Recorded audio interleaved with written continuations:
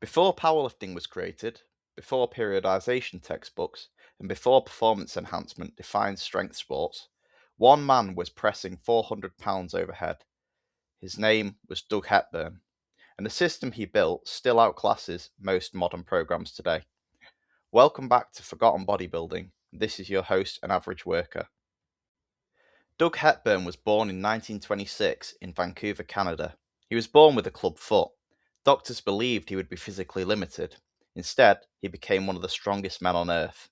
By the 1950s, he was the first man to officially bench press 500 pounds, one of the first to strict press over 400 pounds, a world weightlifting champion, and he trained in an era of basic equipment, minimal supplementation, and no modern programming literature.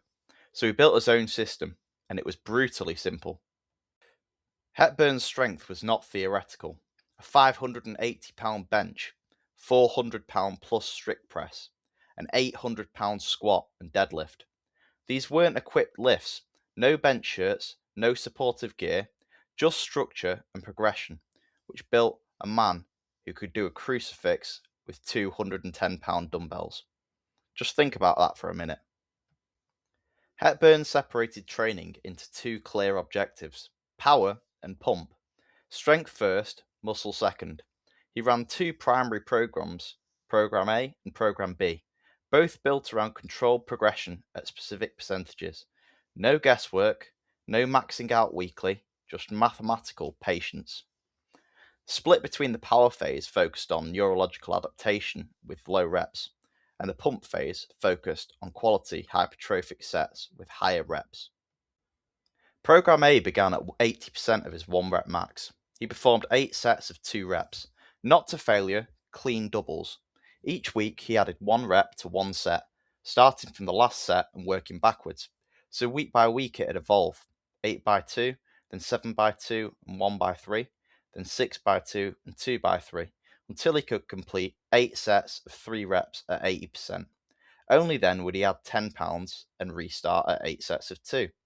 No ego jumps, just earned linear progression. After heavy doubles came volume. He dropped to 60% of his max, 3 sets of 6 reps. Each week he added a rep to the final set, again working backwards: 3 by 6, then 2 by 6 and 1 by 7, until he reached 3 by 8. Then he added weight and reset back to 3 by 6, heavy strength stimulus, then calculated hypertrophy support. Program B shifted intensity higher. He started at 85% of his 1 rep max, 5 sets of 1 rep, heavy singles. Each week he added 1 additional set: 5 singles, then 6, then 7, until he reached 8 sets of 1. At that point he added 10 pounds, dropped back to 5 singles, and rebuilt. Strength as practiced exposure, not testing his max. Then came the structural work: 70% of 1 RM, 6 sets of 3 reps. Each week he added a rep to the last set, working backward through the session, until he reached 6 sets of 5 reps. Then he added 10 pounds, reset to 6 by 3, and repeated the cycle. It was progressive overload stripped down to its most disciplined form, and it seemed to work very well for Doug. Hepburn typically trained 4 days per week, using a mix of compound exercises such as the squat, overhead press, bench press, barbell curl, deadlift, and bent row. He'd run programs A and B simultaneously through a mix such as on the screen, where you'd do squat, bench, and row on Mondays, then on Wednesdays, deadlift, overhead press, and curl. Then it'd be repeated. Work was built through frequency, not excessive volume, with power work first, then pump work second. Nothing wasted, nothing random. Hepburn didn't count macros. He ate to recover: meat, eggs, milk, whole foods. He believed size and strength were consequences of hard training, not aesthetic goals. Performance dictated diet, not the mirror. He wasn't afraid to push his body weight higher to achieve greater strength, and stressed that large amounts of food were the natural anabolic equivalent to drugs.